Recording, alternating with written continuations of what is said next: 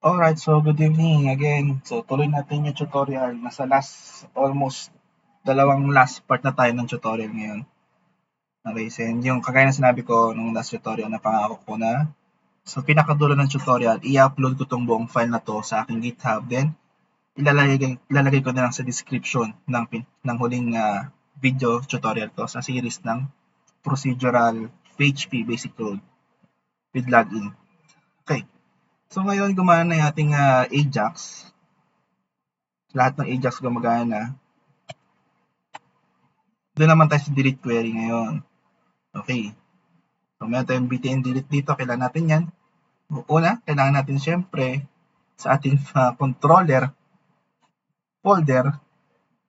Alam mo, framework eh. Mag-save tayo ng bagong file na ipapangalan sa delete.php. Syempre, i-record natin siya dito. Yung file na yun. So, require once.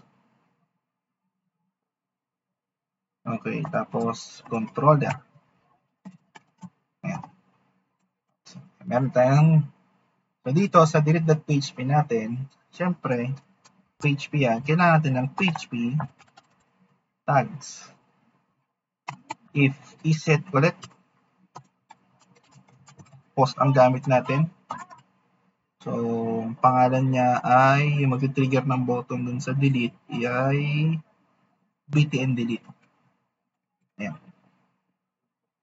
Ayan. So, dito, gamit tayo ng if iset ulit. Kung nakaset ba yung ating name attribute na delete ID. So, isipin niya kung may laman or wala. So, pag walang laman yan, hindi siya nakaset. So, hindi gagana yung mga codes natin. Siyempre, huwag kalimutan i-declare si post ID. Okay. Pag sabing post, yan yung taga-grab ng value, di ba, sa PHP. Okay. So, SQL. Ito yung delete query. Para mas mabilis lang din, gagawin ko na lang, punta tayo dito. SQL, click yung delete. Ayan. Ayan lang, ganyan lang siya.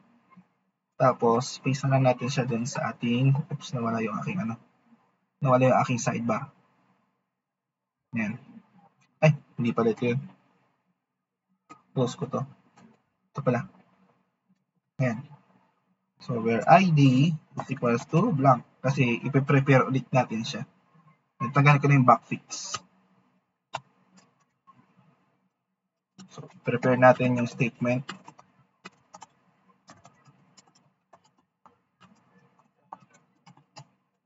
Sige. Ayan.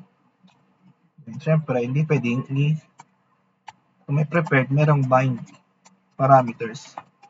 So, I, kasi integer lang call natin yung ID, then yung ID variable na hinahawakan ng modal, which is ito yun. Pag nag-inspect element tayo,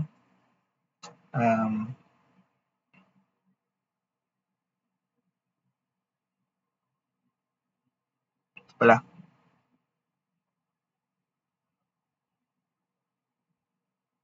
ayun, kinukuha natin yung value ng attribute name del ID. Ayan. Okay? So, yun.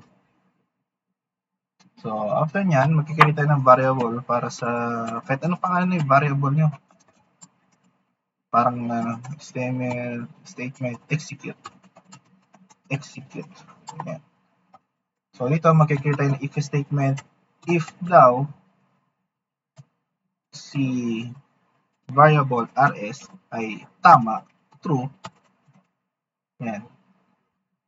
Okay? Saka tayo magkakaroon ng ito? Modal. Sorry. Alert. Script. Okay, kunin ko lang siya dito. Ayan. So, kasi ang ginawa natin dito sa delete.php, natin siya, prepare. After prepare, bind parameters natin siya. So, kinuha natin yung ID value doon sa ating post del ID. Then, in-executean natin yung pag-delete niya. Okay? So, yan. Kaya nga nakalagay rs is equal statement execute. So, kapag true, gumana to, tama to, magkakaroon tayo ng echo na nakalagay is deleted success. Okay? So, tapos burado na rin yung file. For example, burahin ko tong walang picture. Pag kinilik ko siya, delete, nakita nyo, deleted success, burado na yung file dito. Okay? So, yun, burado na yung data sa database. Medyo siguro dito siyang warning. Warning yan. Parang iba lang yung design. So, balik ko tong pangalan na to. Pag kinilik ko siya, delete, yun, warning, success, delete. So, yun po yung ating delete query. And last tutorial natin, magkikreate tayo ng search. Kasi meron tayong search dito. Papaganahin na natin to. Okay? So, yun muna sa ngayon, then out.